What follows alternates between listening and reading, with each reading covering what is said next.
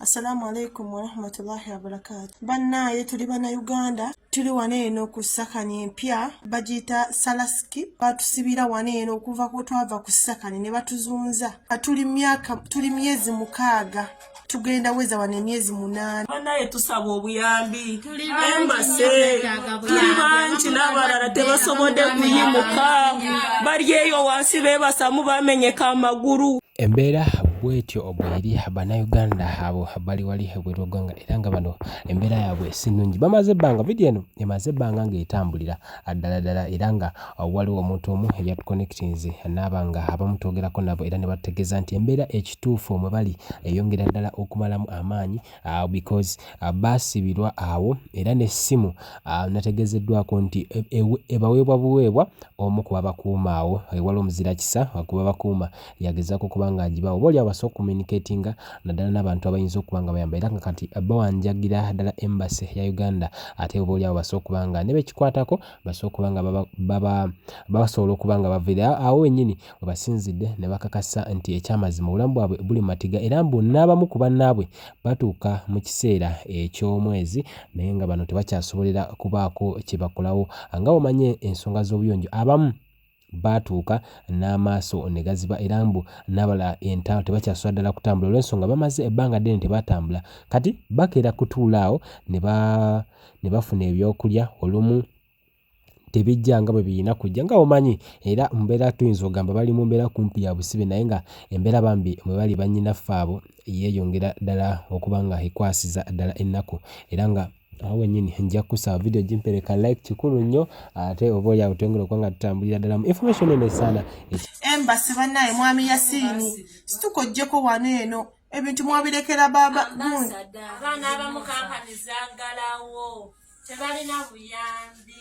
Abaana abamu kampani zaabwe zaggalawo kyokka tebabawa ekiziti babagamba ti ate kampani ziri ezaggalawo ze zirina obbawa ekiziti kati bannaye abaana bakole batya bane mutusaasire abamu batubaninga we batutiika we batukomya ku migration we batukomyawo mbu tulina baani kyokka batusiba mu makomera twali tumanyi nti tusavinze ebimoneezo byaffe biwedde Abaana Uganda bali mu komera lya onaiza babo amazima etuuke ku bakulu bekikwatirako ddala kubanga abantu abo baava wano nga bagenze okubanga bakakkalabya era tetuyinza kubanga tusalira muntu yenna musango wabula nga ekituufu kyo yenna asobola okubaako kyokola ekyamazima bo beetaagira ddala obuyambi okubanga embeera mwe bali eyongera ddala okukabya emyezi 6 kuba osobola okuba nga okitega nti emyezi 6 singa obeera ewantu nga si wooli supposed kubanga obeera akimaliramu ddala amaanyi era nga kyennyamiriza ddala kati tebagadde kulabikira ku kamera oba kwagala kuggyayo feesi zaabwe ngaawo omanyi nti ebyokwerinda n'abantu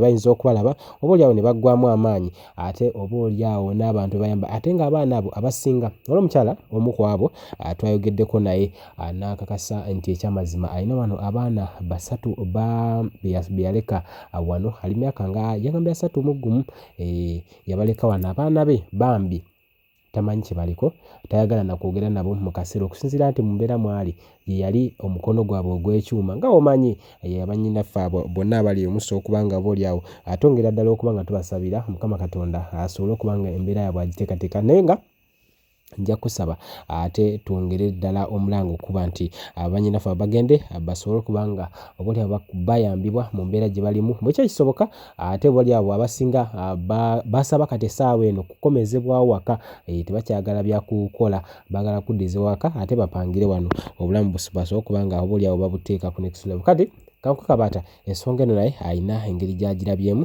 ate tweyongereyo ne batwala ku mahala abamu ku samasiko abamu ku bamawalidi fena tebatutikka tuli waneeno naabona tebalina buyambi abamu batusiba tujuziza bifayiro waneeno naye okutambula tekuliiko batulaga travel ban tukole tutya tusaba obuyambi aba embassy abakulu ba gavumenti ya Uganda mutuyambe Minister of Labor mutuyambe tusaba obuyambi bannange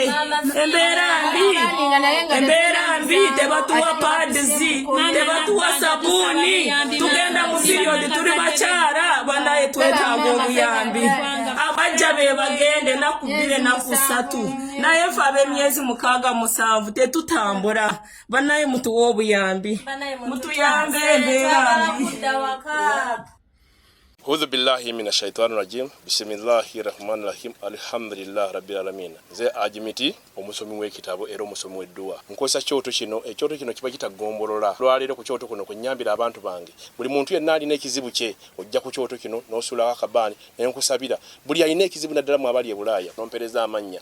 Nenga sula mu kyoto kino n'enkusembera edduwa n'enkujjako ebizibu n'ebiba bikusumbuye. Walemererwa mirimu ki ddala mu abali e Bulaaya, abali mu nsi muno mu Uganda, abalemeddwa okufuna visa. Nantegeeza eri abaana Adamu enkozesa nkofu ku kyoto kuno. Bamala okusindika enkofu eyo negenda ebanja amabanja ge bakubanjiza gonna. Gwe yalema okufuna okuweebwa ajimiti nkozesa amazzi ku nnyanja kuno kumulengera ku mazzi wano ajimiti nga banyimidde olwaleero ngokumasira abaana Adamu. Bompereze ebiwandiiko byonna bye bompereza ng'oli e Bulaaya mbikwata n'embizinga ne mwandika ku papula n'embisula mu nnyanja n'ensaba Allah gwensinza asumulule ebyo bye babikulemeredde awa visa agifuna alemedde ofuna omusajja omulungi amufuna sangeba ku namba 0752871515.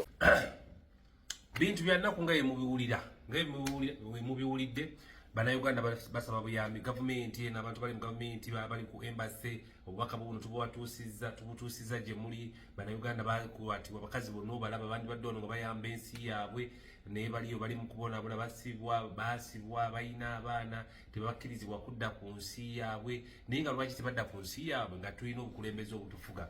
Tusaba abasajja bakulu n'abakazi bakulu bali mu gavumenti ya Uganda mutuyambe mukole ekisoboka kyonna mwogere ne embassy za Uganda ne embassy zonna ezivunanyizibwa ku baana bano bali mu Saudi Arabia. Baana bano bakomewo ekwobwabwe bawomerwe ensi yaabwe. Gavumenti ya Uganda tubakubira omulanga baminisita mwemwe bannabyabufuzi President weka Kaguta Museveni ne basajja tusaba busabe muyamba abaana bano bambi bakomeweka bakoye basabinza obusibe naye empapula ezibafulumya zibuze so gavumenti munakwatagana ne gavumenti ya Saudi Arabia mujja kuzza bana abaana e Kampala. Tusaba busabe gavumenti ya President weka Kaguta Museveni ne bannabyabufuzi mwenna muyambe ku baana bano badde e Kampala. Bana abaana banna Uganda tebalina mu nsi ndala gye bagenda kkaabira baagala kudda waka.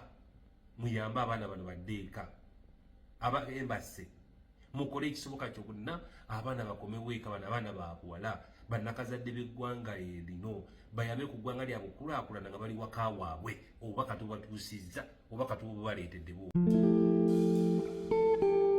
Kabalega Associates presents International Conference on Maternal, Newborn and Child Health under the theme Identifying and Addressing Social Determinants is Crucial Towards Improving Maternal, Newborn and Child Health Outcomes. Key discussions include strategies for improving access to quality healthcare services, reducing maternal and infant mortality rates, innovative approaches such as mobile clinics and telemedicine to increase access to healthcare, the need for increased funding and government commitment to addressing these issues, increasing access to vaccines and empowering women through education and economic opportunities. Date is August 23rd to 24th in Toronto, Canada, Banquet Hall 237 Sackville. International delegates $380 Canadian, international students $200 Canadian, international exhibitions $800 Canadian, hotel per night is $200 Canadian.